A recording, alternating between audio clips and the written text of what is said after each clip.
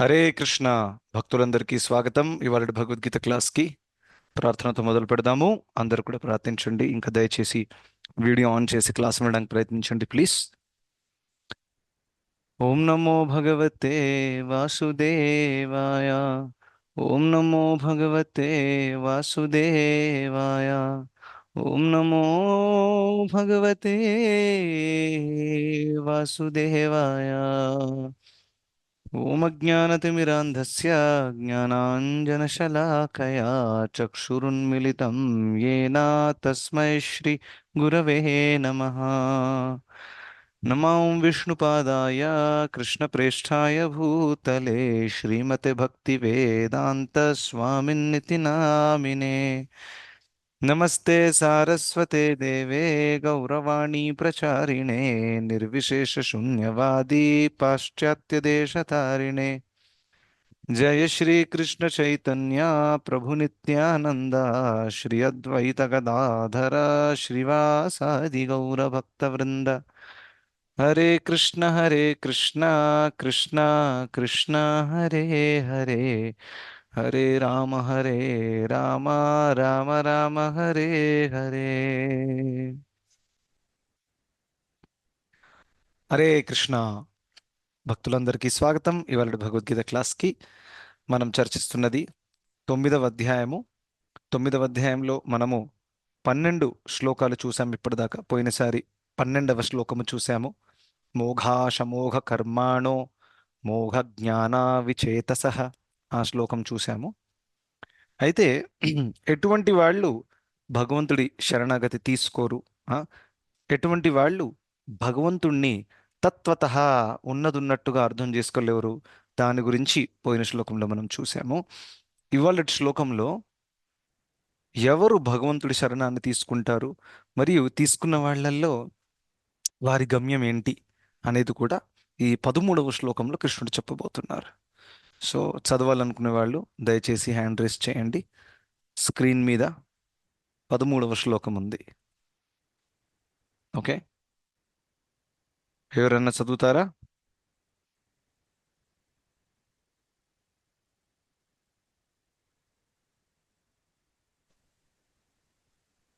హరే కృష్ణ ప్రభుజీ, నేను చదవమంటారా? హరే కృష్ణ, ఎస్ చదవండి మాతాజీ ప్లీజ్.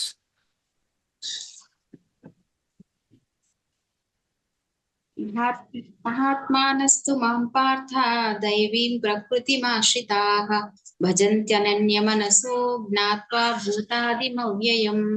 అనువాదము: ఓ పృథాతనయ, మోహితులు కానట్టి మహాత్ములు దైవీ ప్రకృతి రక్షణలో ఉంటారు. వారు నన్ను ఆది అయిన అవ్యయుడైన భగవంతునిగా ఎరిగి ఉన్న కారణంగా పూర్తిగా భక్తియుత సేవలో నెలకొంటారు. హరే హరే కృష్ణ. హరే కృష్ణ, ధన్యవాదాలు. సో 13వ శ్లోకంలో కృష్ణుడు చెప్తున్నారు, మోహితులు కానటువంటి మహాత్ములు, ఉమ్, వాళ్ళ పరిస్థితి ఏంటనేది. ఎందుకంటే పోయిన శ్లోకంలో మనం చూసాము మోహితులైనటువంటి వ్యక్తుల యొక్క గమ్యం ఏంటి, వారి మోక్ష వాంఛ, కామ్యకర్మ, ఇంకేంటి జ్ఞాన సాధన అంతా కూడా వ్యర్థమైపోతుంది అని చూసాం. పోయిన శ్లోకంలో కృష్ణుడు చెప్పారు. ఎందుకంటే ఒక వ్యక్తి ఎప్పటిదాకైతే భగవంతుడిని కేంద్రంలో పెట్టుకుని జీవితాన్ని నిర్వహించరో, వాళ్ళు ఎంత గొప్ప ఆ, ఆ, ఏది కూడా సాధించినా కానీ భౌతిక పరంగా ఆఖరికి వాళ్ళకి అసలైన ఆనందము దక్కదు. ఉమ్. సో అందుకనే ఆ, మనం ఏ కార్యం చేసినా కానీ భగవంతుడు దాంట్లో కేంద్రంలో ఉండాలి. అది చాలా చాలా ఇంపార్టెంట్. లేనప్పుడు అప్పుడు మనకి ఉన్నతమైన గమ్యము దక్కదు. రైట్. సో అలా ఈ శ్లోకంలో ఏం చెప్తున్నారంటే, ఎవరైతే వారి జీవితంలో భగవంతుణ్ణి అన్నిట్లో కేంద్రంలో ఉంచుకుంటారో అటువంటి వాళ్ళని కృష్ణుడు మహాత్మ అనే పదంతో సంబోధిస్తున్నారనమాట. ఇప్పుడు మహాత్మా అనే పదాన్ని మనం చూస్తాం భారతదేశంలో కొంతమంది కోసం ఉపయోగిస్తారు. రైట్. కానీ ఇక్కడ కృష్ణుడు చెప్పేది మహాత్మా అనే పదానికి అర్థం ఏంటి? ఎవరైతే భగవంతుడి ఆశ్రయాన్ని తీసుకున్నారో అటువంటి వ్యక్తి మహాత్మ. చాలా సింపుల్. రైట్. అలా. సో మహాత్మానస్తు మాం పార్థ దైవీం ప్రకృతి ఆశ్రిత. దైవీం ప్రకృతి ఆశ్రిత అంటే దైవీ ప్రకృతి, భగవంతుడి యొక్క అంతరంగ శక్తి ఏదైతే ఉందో ఆ ప్రకృతిని ఎవరైతే ఆశ్రయించారో ఉం, అటువంటి వాళ్ళు ఏమవుతుందన్నమాట, వాళ్ళు నన్ను ఎప్పుడు కూడా నా సేవలో నెలకొని ఉంటారు అని చెప్తున్నారు. రైట్. సో ఇక్కడ దీని అర్థం ఏంటి? భగవంతుడి రెండు ప్రకృతులు ఉన్నాయన్నమాట. ఒకటి పరా ప్రకృతి, ఒకటి అపరా ప్రకృతి. సో పరా ప్రకృతి అంటే దైవీ ప్రకృతి, ఆధ్యాత్మిక శక్తి. అపరా ప్రకృతి అంటే భౌతికమైన శక్తి, బహిరంగ శక్తి. రైట్. సో మనం అందరం జీవాత్ములము. మనల్ని తటస్థ శక్తి అని అంటారు, మార్జినల్ పొటెన్సీ అని అంటారు. దాని అర్థం ఏంటి? మనము మన కోరికని బట్టి మనం దైవీ ప్రకృతి యొక్క కంట్రోల్లో ఉండాలనా, లేకపోతే భౌతిక ప్రకృతి యొక్క కంట్రోల్లో ఉండాలనా అనేది మనం నిర్ణయించుకోవచ్చు మన కోరికను బట్టి. ఆ కోరికను బట్టి ఆ రకమైన ప్రకృతి మనల్ని ప్రభావ పెడుతుంది. రైట్. ఫర్ ఎగ్జాంపుల్, ప్రహ్లాదుడు ఏ ప్రకృతి ప్రభావంలో ఉన్నాడు? దైవీ ప్రకృతి ప్రభావంలో ఉన్నాడు ఎప్పుడు కూడా. కరెక్ట్. ఎందుకంటే తను భగవంతుడి ఆశ్రయాన్ని తీసుకున్నారు, ఇంకా ఎల్లప్పుడూ భగవంతుడి నామాలు జపిస్తున్నాడు. భగవంతుడు తప్ప వేరే ఎటువంటి భౌతికమైన కోరిక తనకి లేదు ప్రహ్లాదుడికి. రైట్. సో ఆ విధంగా మీరు చూస్తే తను ఏ ప్రకృతి ద్వారా ప్రభావపడ్డాడు? దైవీ ప్రకృతి ద్వారా, ఎందుకంటే తను ఎంచుకున్నాడు కాబట్టి. ఆ, సో మనం ఎటువంటి ఎంపిక చేసుకుంటామో అటువంటి ప్రకృతి మనల్ని ప్రభావ పెడుతుంది. ఇది చాలా ఇంపార్టెంట్ అన్నమాట.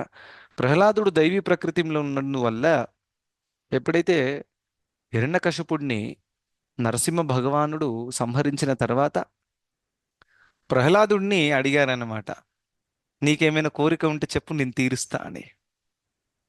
అయితే ప్రహ్లాదుడు ఏమన్నాడంటే, నేనేమైనా బిజినెస్ మ్యానా, మిమ్మల్ని ప్రార్థించింది నా కోరిక తీర్చుకోవడానికా అని అన్నాడు. వణిక్ అనే పదాన్ని ఉపయోగిస్తాడు. వణిక్ అంటే బిజినెస్ చేసేవాళ్ళు ఉంటారు కదా, ఆ విధంగా. సో అలా చెప్పారనమాట, నేను మిమ్మల్ని ఆరాధించింది, ఆ, రేయిం పగళ్ళు మిమ్మల్ని స్మరించింది, మీరేదో నా యొక్క భౌతిక కోరికను తీరుస్తారు, అలాంటి ఎటువంటి కోరిక నాకు లేదు. ఆ ఆ విధంగా చెప్పిన తర్వాత ఇంకో విషయం చెప్తాడు ఏంటంటే, సరే మీరు అడిగారు కాబట్టి ఒక కోరిక అడుగుతాను. ఏంటా కోరిక? నాకు ఎటువంటి భౌతిక కోరిక రాకూడదు, అదే నా కోరిక అని కోరుకున్నాడు. ఎవరు? ప్రహ్లాదుడు. చూడండి, ఇది దైవీ ప్రకృతి యొక్క ప్రభావం ఇలా ఉంటుందన్నమాట.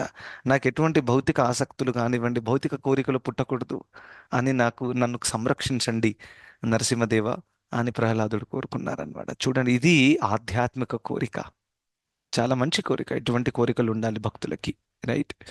సో ఆ విధంగా దైవీ ప్రకృతి ఆశ్రయంలో ఉన్న వాళ్ళు ఇటువంటి కోరికలు కోరుకుంటారు. ఉం? వారి కార్యకలాపాలు కానివ్వండి, మాట్లాడే విధానం కానివ్వండి, ఆ, ఆ, ఏ విధంగా ప్రతిస్పందిస్తారు అనేక పరిస్థితులకి, అదంతా కూడా మీరు చూసి గమనించవచ్చు అనమాట. ఒక వ్యక్తి దైవీ ప్రకృతిలో ఉన్నాడా, లేకపోతే భౌతిక ప్రకృతి ప్రభావంలో ఉన్నాడా అనేది. కరెక్టా కదా? ఒక వ్యక్తికి అకస్మాత్తుగా అవమానం జరిగిందనుకోండి, ఇంకా ప్రత్యేకంగా చెయ్యని తప్పుకి అవమానం జరిగితే ఇంకా ఆ, బాధ ఎక్కువగా అనిపిస్తుంది. రైట్. మీరు చెయ్యని తప్పుకి మిమ్మల్ని నిందించారు, అలా జరిగింది అనుకోండి. సో దైవీ ప్రకృతిలో ఉన్న వాళ్ళు ఏ విధంగా స్పందిస్తారు, దైవీ ప్రకృతిలో లేని వాళ్ళు ఏ విధంగా స్పందిస్తారు? ఎవరైనా చెప్పగలుగుతారా? దైవీ ప్రకృతిలో ఉన్న వాళ్ళు ఏ విధంగా స్పందిస్తారు ఇటువంటి పరిస్థితిని చూసి? హరే కృష్ణ ప్రభుజీ. హరే కృష్ణ. చెప్పండి మాతాజీ. ప్రభుజీ, దైవీ ప్రకృతిలో ఉన్న వాళ్ళు అనుకుంటారు, ఇది నా కర్మల ఫలితం వల్ల ఇలా జరిగింది, నేను అంతకుముందు ఏదో చేసిన వాళ్ళకి అందువల్ల వాళ్ళు నన్ను ఇట్లా అవమానించారని అనుకుంటారు ప్రభుజీ. ఓకే, కర్మల వల్ల జరిగింది, నేను అవమానించానేమో, అందుకనే నాకు అవమానం జరిగింది. రైట్. దాని తర్వాత ఏంటి? సరే, నా కర్మల వల్ల జరిగింది, ఇప్పుడు వీడి ముక్కు పగలగొట్టేస్తాను, ఇంకా వాడికి చెప్తాను నీ ముక్కు పగలడం అనేది నీ కర్మలో ఉంది అని. అలా నడుస్తుందా మాతాజీ? కేవలం కర్మ సిద్ధాంతం ద్వారా మనం ప్రాసెస్ చేయొచ్చా ఇలా?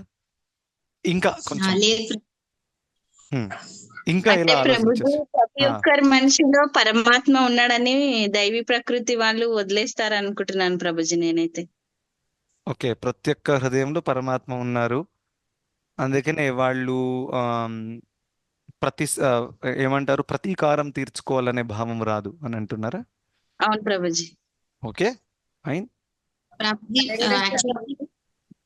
ఇంకా మీరు కృష్ణుణ్ణి పిక్చర్ లో తీసుకురావాలి. ఇంకా అది హరే రెండు కృష్ణ ఆన్సర్లలో ప్రభుజీ. కూడా కృష్ణుడు డైరెక్ట్ గా రాలేదు ఇంకా. ఎస్, సత్యవతి హరే మాతాజీ కృష్ణ చెప్పండి. ప్రభుజీ. సత్యవతి మాతాజీ తర్వాత భాగ్యలక్ష్మి మాతాజీ. మాతాజీ మీరు అన్మ్యూట్ చేశారు, చెప్పండి. హరే కృష్ణ ప్రభుజీ. హరే కృష్ణ. మనం కొంచెం శాంతంగా ఆలోచించాలి ప్రభుజీ. హ్మ్. భగవంతుని నమ్ముకున్నాం కదా, మనం ఆవేశపడి అవతల వాళ్ళని మళ్ళీ అనకూడదు హ్మ్. ఆ, అని అనుకుంటున్నాను ప్రభుజీ. మనం దైవం ఎక్కువగా దైవ స్వరూపం నామం చేస్తున్నాం కదా. హ్మ్. ఇదివరకైతే ఆవేశపడి వాళ్ళతో పాటు మనం అంటాము, హ్మ్. ఇప్పుడు ఆలోచిస్తాము. ఇలా వాళ్ళు అన్నారు కదా అని మనం కూడా మళ్ళీ అనకూడదు అని మ్మ్. అనుకుంటున్నాను ఓకే, ప్రభుజీ. కరెక్ట్. శాంతంగా ఉండాలి అనకూడదు. ఎస్, కొంచెం okay, good. Yes, Bhagyalakshmi Mataji మీరు చెప్పండి. హరే కృష్ణ ప్రభుజీ. హరే కృష్ణ. ఎందుకంటే ఇప్పుడు మనలోని తప్పులు వెతుకుతారు కదా ప్రభుజీ, నేను ఏం చేయలేదు కాబట్టి ఇప్పుడు వాళ్ళు ఆ, మీరు అదే క్వశ్చన్ అడిగారు కదా ప్రభుజీ. ఆ, అయితే ఇప్పుడు మనకి ఏమనిపిస్తుంది అంటే దేవుడే మనకు ఇట్లా కల్పించిండేమో, చూద్దాం పరీక్ష పెట్టిండు దేవుడు మనకు, ఈ మ్మ్. పరీక్ష నెగ్గుతారా లేడా అనేసి చూస్తాడు ప్రభుజీ మనకు. అయితే దాన్ని మనము ఇది చేసుకోవాలి, ఎందుకంటే దేవుడే మనకి ఇది చేస్తున్నాడు, మనం శాంతంగా ఉంటేనే అది మంచిగా ఉంటది అనేసి అనుకుంటున్నాను ప్రభుజీ. Okay, very good. చాలా మంచి పాయింట్ చెప్పారు. Thank you. Ya, Maithili Mataji మీరు హ్యాండ్ రేస్ చేశారు, చెప్పండి. హరే కృష్ణ ప్రభుజీ. యాక్చువల్లీ హరే మనం ఇక్కడ వచ్చి ఇవంతా చేసుకుని టైం వేస్ట్ చేసుకోవడానికి కాదు, మనము యాక్చువల్లీ మన భగవద్ధామానికి తిరిగి వెళ్ళాలి. మనకు మెయిన్ అది రీజన్ కాబట్టి మెయిన్ ఫోకస్ అక్కడ ఉన్నప్పుడు ఇలాంటివన్నీ మనకు ఏమీ అనిపించవు. ఒకవేళ కనిపించినా కూడా మనం అప్పుడు దాన్ని అర్థం చేసుకోవాలి. ఏ పరిస్థితుల్లో కూడా నేను కృష్ణుడి సేవ ఎలా చేయగలుగుతాను అనేది ఆలోచిస్తారు ప్రభుజీ. వెరీ గుడ్, చాలా బాగా చెప్పారు. సో డెఫినెట్గా మీరు అందరు చెప్పిన పాయింట్స్ కరెక్టే. ఇది కరెక్ట్ కాదు అని చెప్పరాదు, అన్ని వేరే వేరే యాంగిల్స్లో ఆలోచించి మంచి పాయింట్స్ చెప్పారు. కానీ ఆమ్, ఒక మూలతత్వం మనం మర్చిపోకూడదు. ఏంటంటే మీలో నుండి చెప్పారు కొంతమంది. ఒకటేంటంటే ఈ పరిస్థితిలో మనము దీన్ని ఎలా చూడాలి, ఇది భగవంతుడు నాకు పెట్టిన పరీక్ష మొట్టమొదటిగా. ఇంకా అఫ్ కోర్స్ కర్మ సిద్ధాంతం అండర్స్టాండింగ్ ఉండాలి 100%. కర్మ సిద్ధాంతం అండర్స్టాండింగ్ ఉంటే అప్పుడు మనకి ఇతరుల పట్ల ద్వేషం రాదు. ఎందుకంటే ఈ శిక్ష నాకు లభిస్తుంది అని అంటే, నన్ను అవమానించారు అని అంటే, నన్ను నిందించారు అని అంటే, కర్మ సిద్ధాంతం తెలిసిన వ్యక్తి ఎలా ఆలోచిస్తాడు, ఇది నేను చేసిన తప్పుకే నాకు శిక్ష లభిస్తుంది, ఈ వ్యక్తి కారణం కాదు, ఈ వ్యక్తి నిమిత్తం మాత్రమే. సో నిమిత్తులను ద్వేషించి ఏమైనా దక్కుతుందా? కాదు. సో నిమిత్త కారణం ఉన్న వాళ్ళని ద్వేషించవద్దు, మూల కారణం మనమే కాబట్టి యాక్షన్ మన మీద ఉంది. ఏంటి యాక్షన్? సరిదిద్దుకోవాలి. కరెక్టా? ఏదో పూర్వంలో ఖచ్చితంగా చేసి ఉంటాను, నాకు ఇలా జరిగింది ఇప్పుడు. అది ఫస్ట్. సెకండ్ ఏంటంటే ముఖ్యంగా భగవంతుడు ఇది ఒక పరీక్షలాగా పెట్టారు నాకు, నా యొక్క పరిపక్వతని పెంచడానికి ఫస్ట్. రెండవది, నాకు ఈ భౌతిక జగత్తులో చూడండి, అవమానం జరిగితే మన అహంకారము చూరా చూరా అయిపోతుంది అంటారు కదా లోకల్ లాంగ్వేజ్లో, అలా అయిపోతుంది అనమాట. దాని అర్థం ఏంటి? పౌడర్ అయిపోతుంది. సో అహంకారం తగ్గడానికి ఇది నాకు ఉపయోగపడుతుంది అని అంటే చాలా మంచిది కదా. ఏమంటారు? ఎందుకంటే ఎంత అహంకారం తగ్గుతుందో అంత భగవంతుడికి ప్రియులం అవుతాం మనం. చాలా ఇంపార్టెంట్ పాయింట్ ఇది. అందుకనే మహాప్రభుల వారు ఏమన్నారంటే, మనం పెద్ద జ్ఞానవంతులైనా కాకపోవచ్చు, మనం పెద్ద తపస్సు చేసేవాళ్ళం కాకపోయినా పర్వాలేదు, కానీ భక్తులంటే వినమ్రత ఉండాలి. ప్రణాదపి సునీచేన తరోరపి సహిష్ణున అమానిన మానదేన కీర్తనీయ సదా హరిహి. ఈ వినమ్రత కనిపించాలి, ఈ ఓర్పు సహనం కనిపించాలి. ఇది దైవీ ప్రకృతిలో ఉండే వాళ్ళ లక్షణాలు అనమాట. రైట్. సో అందుకనే మనము ఇది గుర్తుపెట్టుకోవాలి. పరీక్ష పెట్టారు, ఇప్పుడు నేను సహించగలుగుతానా లేదా అని. సో ఖచ్చితంగా నేను ప్రిపేర్ అవ్వాలి, ఈ పరీక్ష పాస్ అవ్వాలి. ఏదేమైనా కానివ్వండి, నేను ప్రతీకారం కానివ్వండి, తిట్టడం, కోపం ఏది చెయ్యను. శాంతంగా ఆలోచించి సత్వగుణంలో ఏ విధంగా దీన్ని సాల్వ్ చేయాలో ఆలోచిస్తాను. సో ప్రాక్టికల్గా ఆలోచించి మనం కొన్ని చర్యలు తీసుకోవాలి. చూడండి, భక్తి మార్గంలో తృణాదపి అనగానే రండి నన్ను తొక్కేయండి పర్వాలేదండి, ఈ చెంప మీద కొడితే ఈ చెంప మీద కొట్టండి, అది మన ఫిలాసఫీ కాదు. కరెక్టా? ఈ చెంప మీద కొడితే మనం బహుశా అక్కడి నుంచి వెళ్ళిపోతామేమో, మళ్ళీ చెంప చూయించాం. ఎందుకంటే మనల్ని మనం కాపాడుకునే బాధ్యత మనదే. ఒప్పుకుంటారా? రైట్. ఈ చెంప చూపించాను, ఈ చెంప మీద కొట్టారు, దాన్ని కత్తి తీసుకొని పొడవడానికి వస్తే కొట్టే చంపేయండి అని అంటే ఆయనని ఏదో అంటే ఏంటది, అహింస పేరు మీద నా యొక్క విలువైన మానవ శరీరాన్ని పోగొట్టుకుంటానా నేను? ఈ మానవ శరీరం ఇచ్చింది ఈ అహింస పాటించడానికా, లేకపోతే భగవద్ధామానికి వెళ్ళడానికా? సో ఉన్నతమైన లక్ష్యం ఎప్పుడు కూడా మర్చిపోకూడదు. అహింస మంచిదే, ఓర్పు సహనం మంచిదే, కానీ ఎప్పటిదాకా అయితే మనకు నష్టం కలగదో, అరే దీని ద్వారా నాకు నష్టం కలుగుతుంది అని అంటే మనం కొన్ని చర్యలు తీసుకోవాలి. చర్యలు తీసుకుంటున్నప్పుడు నేనేం చెప్పాను, 2 లెవెల్స్లో ఉంటాయి చర్యలు: అంతరంగమైన చర్య, బహిరంగమైన చర్య. అంతరంగముగా ఎప్పుడు కూడా మనం అందరినీ క్షమించేసేయాలి, ఎవరైనా కానివ్వండి. మనల్ని చంపడానికి వచ్చిన వ్యక్తిని కూడా అంతరంగంగా క్షమించాలి, కానీ బాహ్యంగా క్షమించకూడదు. బాహ్యంగా క్షమించకూడదు అని అంటే మనల్ని మనం కాపాడుకోవడానికి అవసరమైన చర్యలు తీసుకోవాలి. ఇది చాలా చాలా ఇంపార్టెంట్. మనల్ని మనం కాపాడుకుంటేనే శారీరకంగా కూడా మానసికంగా కూడా కాపాడుకోవాలి. ఎందుకంటే ప్రతిసారి హింస జరిగేది కేవలం శారీరక స్థాయిలో కాదు, మానసిక హింస కూడా జరుగుతుంది. ఆ, సో అది కూడా మన మనసుని కూడా స్థిరంగా ఉంచే బాధ్యత ఎవరిది? మనది. సో ఎవరైనా మనకి చాలా మానసిక విచలన కలిగిస్తున్నారు అని అంటే మనం ఏదైనా ఒక చర్య తీసుకోవాలి. ఆ వ్యక్తితో రిక్వెస్ట్ చేయాలి, క్లారిఫై చేయాలి. ఏది వర్కౌట్ అవ్వకుంటే కొంచెం స్ట్రాంగ్గా డిసిజన్ తీసుకోవాలి. అనేక రకమైనటువంటి రియాక్షన్స్ ఉన్నాయి పరిస్థితిని బట్టి, అది మనం చేయాల్సి వస్తుంది అనమాట. ఇది చాలా చాలా ఇంపార్టెంట్. ఇది ఓర్పు సహనం అంటే ఏదైనా కానివ్వండి కళ్ళు మూసుకొని ఉంటానని కాదు. హృదయంలో ఎవరి పట్ల ఎటువంటి ద్వేషభావం లేదు. ఎందుకంటే మన ఖాతా ఎప్పుడు కూడా సెటిల్డ్గా ఉండాలన్నమాట. ఖాతా సెటిల్డ్గా ఉందంటే మన హృదయంలో ఎవరి పట్ల ఆసక్తి కానివ్వండి, ద్వేషం కానివ్వండి, రెండు ఉండకూడదు. అది ఉంటే మళ్ళీ మనకి జన్మము ఎత్తాల్సి వస్తుంది. రైట్. హృదయంలో అలా ఉన్నప్పటికీ బాహ్యంగా మనం ఉన్నది భౌతిక జగత్తులో, కలియుగంలో, మరియు 21st సెంచరీలో ఉన్నాం మనం. సో కొన్ని చర్యలు మనకు ఖచ్చితంగా తీసుకోవాల్సి వస్తుంది. రైట్. సో సాధారణంగా ఇంగ్లీష్లో ఒక సేయింగ్ ఉంది, ఏంటది? ఫర్గివ్ అండ్ ఏమంటారు తెలుసా ఎవరికైనా? Forget Prabhuji. Forgive and forget. కానీ మన వైదిక శాస్త్రాల ప్రకారము forgive but do not forget. దాని అర్థం ఏంటంటే మనం ఖచ్చితంగా అందరినీ క్షమించాలి, కానీ ఆ సంఘటనని మర్చిపోకూడదు. ఎందుకంటే అది గుర్తుంచుకుంటేనే నెక్స్ట్ టైం మనం మనల్ని దాని నుండి కాపాడుకోగలుగుతాం. కరెక్టా కాదా? నేను ఒకవేళ రాత్రిపూట ఆఫీస్ పని చేసి ఇంటికి వస్తున్నాను, అక్కడ ఒక గల్లీ ఉంది. ఆ గల్లీలో దొంగలు కూర్చొని ఉంటారు. నాకు తెలియదు, ఫస్ట్ టైం కొత్తగా వచ్చాను. రాత్రిపూట వస్తున్నప్పుడు వాళ్ళు నన్ను పట్టుకొని కత్తి చూపించి నా దగ్గర డబ్బులు లాక్కున్నారు, నా సెల్ ఫోన్ లాక్కున్నారు. కరెక్టా? నేను భక్తుడిని అనుకోండి. ఇప్పుడు నేనేం చేయాలి? నా హృదయంలో నేను వాళ్ళ పట్ల వీళ్ళు ఇలా చేశారు కదా, చూయిస్తాను, అది ఇదని చేశాను అనుకోండి, నా మనసే కలుషితం అయిపోతుంది. కరెక్టా? సో హృదయంలో క్షమించేసేయాలి, కానీ దీన్ని మర్చిపోవాలనా చెప్పండి? ఫర్గివ్, కానీ ఫర్గెట్ చేస్తారా దీన్ని? దీన్ని ఫర్గెట్ చేయడం ఏంటంటే తెలుసా? మళ్ళీ రేపు మీరు అదే గల్లీ నుంచి వస్తారు. కరెక్టా? అదేమైనా బుద్ధి కలిగిన తనమా? కాదు కదా.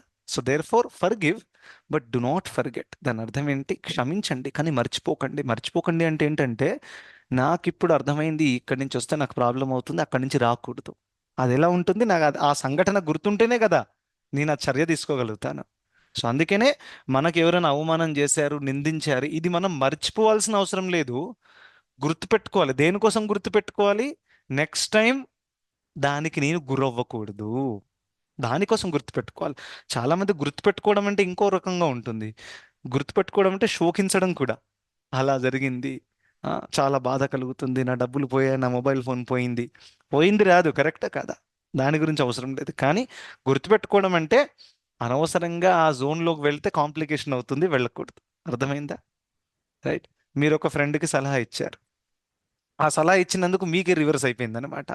అవుతుందిగా ఎప్పుడెప్పుడు మంచి సలహాలు చెప్తే ఎప్పుడెప్పుడు అలా అవుతుందన్నమాట. సో అలా జరిగినప్పుడు ఇందులో నుంచి ఏ పాఠం నేర్చుకుంటారు మీరు? నెక్స్ట్ టైం వీడికి సలహా ఇవ్వద్దు. కరెక్ట్.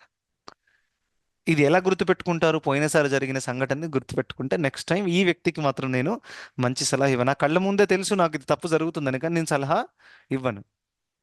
ఎందుకంటే కొంతమంది చెవుల ద్వారా అర్థం చేసుకుంటారు విని, ఇంకా కొంతమంది చేతులు కాల్చుకున్న తర్వాత అర్థం చేసుకుంటారు అనమాట.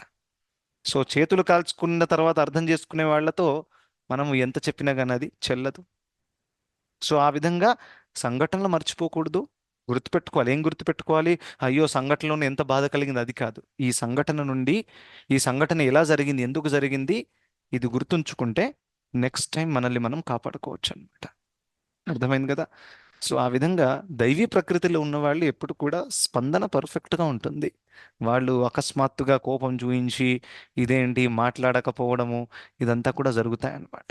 ఒక క్లాస్లో కూడా ఇలా జరిగింది. ఒక మాతాజీ ఇలా అన్ని భగవద్గీత కోర్స్ అంతా అటెండ్ చేసింది. చేసిన తర్వాత ఆ, తన హస్బెండ్తో ఒక చిన్న గొడవ జరిగిందన్నమాట.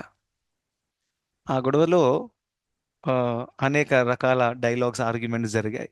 సో ఆ మాతాజీ ఈ భగవద్గీత టీచర్ ఎవరైతే ఉన్నారో ఇస్కాన్లో, ఆ భక్తులు ఆ ప్రభుజీ దగ్గరకు వచ్చి, ప్రభుజీ ఇలా మా హస్బెండ్ మమ్మల్ని తిట్టారు, ఆ, ఇలా ఇలా చెప్పారనంటే, ఏమని తిట్టారనంటే, నువ్వు ఇన్ని భగవద్గీత క్లాసులు అటెండ్ చేస్తున్నావు కానీ నీకు కోపం తగ్గట్లేదు. ప్రయోజనం ఏంటి నువ్వు అటెండ్ చేసి? నువ్వు ఇన్ని భగవద్గీత క్లాసులు అటెండ్ చేసావు, అదేంటో 18 days కోర్స్ కంప్లీట్ చేసావు కానీ అంత వేస్ట్, టైం వేస్ట్ చేసావు నువ్వు. ఎందుకంటే నీలో ఆ మార్పే రాలేదు ఆ?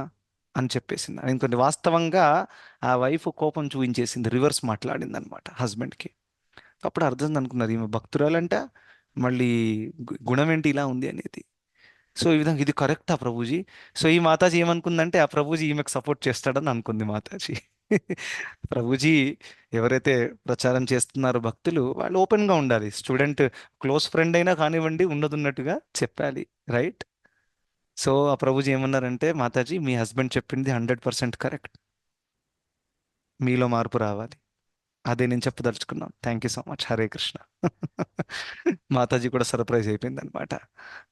మాతాజీ ఏమనుకుందంటే, ప్రభుజీ ఏమంటారు, అరే మీ హస్బెండ్ భక్తుడు కాదు, ఆయన మాట వినకు, మర్చిపో, నువ్వు ఫోకస్ చేయి చాంటింగ్ మీద అలా అంటున్నా. కాదు, కానీ హస్బెండ్ చెప్పిన పాయింట్ చాలా వ్యాలిడ్. తను భక్తుడా కాదా పక్కన పెట్టండి, కానీ చెప్పిన విషయం మాత్రం కరెక్టే కదా. చూడండి, కరెక్ట్ విషయం ఎవరి ద్వారా వచ్చినా కానీ స్వీకరించాలి, భక్తులా కాదా అనేది పక్కన పెట్టాలి. సో ఈ విధంగా మనం ఇన్ని క్లాసులు అటెండ్ చేస్తున్నాము, సేవలు చేస్తున్నాము, ఇంకా ఇంట్లో ఇతరులతో మనం సరైన ప్రవర్తన చూయించకపోతే ఇది పెద్ద క్వశ్చన్ అన్నమాట మన మీద.